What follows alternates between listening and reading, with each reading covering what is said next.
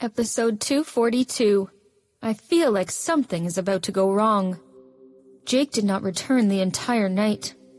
When Serena woke up, just before it was dawn, she noticed this and called him.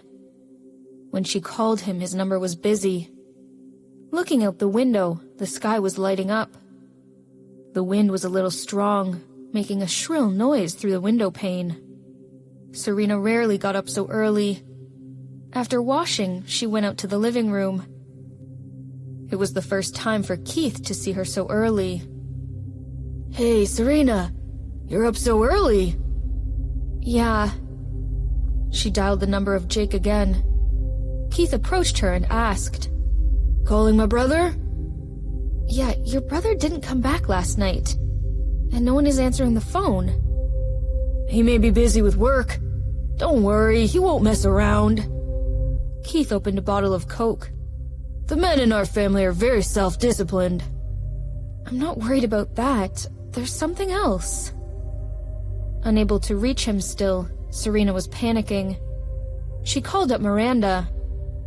It rang a couple of times, and after a while the phone was picked up. But it was a male voice. She checked the time and it was 6 o'clock in the morning. The number was Miranda's indeed. Hello? I'm looking for Miranda Young. She is sleeping. The male voice was a little husky. He added, This is Stephen. Oh, that's okay. Let her go to sleep. Bye. But Serena thought of something again and shouted, Wait! Is there something else? Stephen's voice sounded a little sleepy. He was keeping his voice low. Obviously, he was still inside the room. There should be no connection between you and Lila Cox, right? You will not help Lila or anyone from the Cox family now, right? After about 3 or 4 seconds, Stephen said, Technically, you are my cousin. I have hurt you before, and for that I apologize. But everything is over between me and that woman. If you need anything from me, any kind of help, please ask me. I am now Miranda's boyfriend, and I will help you. Shameless. Who's your girlfriend? There was her voice, which sounded a bit stuffy. She was obviously still under the blanket. Stephen chuckled and said, If there is nothing else, I will hang up now. Goodbye, Serena. With Stephen's affirmative answer, Serena felt reassured. But Jake was still missing. He wasn't answering his phone. She was worried sick. If Miranda doesn't know, maybe Drake might, she thought. She took a chance and called up Drake Howard, but didn't expect the phone to be picked up so quickly. His voice was very clear. Hey, Serena? Drake, do you know where my husband is? I don't know, but if he isn't with you, then he must still be busy doing something discreet. He will come home soon. Don't wait for him. Get some rest. Drake said. It was as if he had memorized those words. At the end, he added, He told me to tell you this and asked you not to worry. Protect yourself and your child. How's the situation? Another familiar voice came through. It was Henry's. Drake looked up at him, his hands still busy clacking on the keyboard. Okay. Do you want something to eat? Yes. I want a sandwich, thank you. There's tuna in the fridge. I'll make it for us. Serena was dumbfounded. Since when did they live together? Henry actually made him breakfast? It seemed Drake just realized he was still on the phone. He immediately hung up. Holding her phone, Serena looked at Keith and asked, What on earth is he doing? For some reason, she felt incredibly anxious. He could tell that she was very worried. Checking his phone, he said, Today's Saturday. If you don't have to go to class, why don't you go back to sleep? Once Jake is back, I'll ask him to wake you. I can't sleep. I have a feeling that something is about to go wrong. Can you take me to find him? Keith chuckled. He said, Didn't you just call Drake? Since he has arranged everything, nothing will happen. Jake's a smart man. He will not put himself in harm's way. I know, but... Don't think about it. If he knows that you're thinking this, he won't be happy. It was early spring, and it was still very cold. Wearing a fitted black shirt, Keith looked relaxed and was drinking a cold Coke. The expression on his face seemed to say that Serena shouldn't be so worried. She pursed her lips and went back to the bedroom with her cell phone. Seeing that Serena had gone up, the expression on his face gradually changed. He removed a black cell phone from his pocket.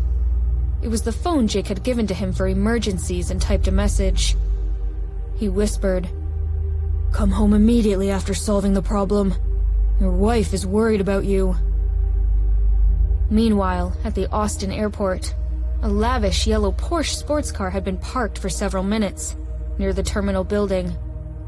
A man wearing black clothes, sunglasses, and a cap was gazing at the entrance to the terminal. In the back seat of the Porsche, Jake sent the last of the documents with his phone, pressed and made a call. "I have gotten it. Tell her not to worry about me. I will go back soon." "Isn't it just Michael Cox?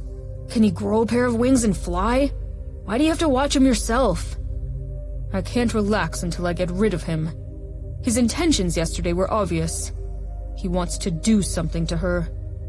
I don't want to give him any opportunity, and I don't want her to have another accident. Keep an eye on her. It's best for her not to be alone in the bedroom. You can call her to the living room to chat. I'll leave it to you, Keith." As Jake finished talking, he suddenly saw someone running out of the terminal carrying a bag, followed by a few guys in black. The person being chased was a bit fat, wearing a suit, a cap, and a pair of sunglasses, and a mask. Judging by his figure, it was exactly like Michael Cox. "I must go. Take care of her," Jake said, and urged the driver in front of him. "Catch up!" The yellow Porsche revved up, and the sound of the engine sounded powerful. Michael immediately looked over, felt shocked, ran away, and quickly went towards the highway. A patrolman nearby saw him and immediately shouted, "What are you doing?" One of the people chasing Michael took out his badge and shouted, "Police! He's a wanted criminal! Catch him!" The man ran forward and looked back. Since it was a windy day, the cap was blown away, revealing his gray hair. Jake felt more certain that this had to be Michael Cox. The yellow Porsche drifted with a huge noise, stopping in front of the man. Michael Cox stopped immediately. With nowhere to run, he wanted to climb over the fence. Those who were behind him quickly rushed up. One of the officers pinned him down and handcuffed him immediately. Seeing this, many people felt relieved. However, after removing his cap, mask, and sunglasses, they found he looked nothing similar to Michael Cox. It was a distraction. Jake burst out in wrath. He couldn't help but look at the entrance to the terminal. There was a figure slightly obese, with his whole body wrapped like a ghost covered in a white bedsheet. Covering his face, he was walking very fast. Gazing at him, Jake roared, "There he is! Catch him!"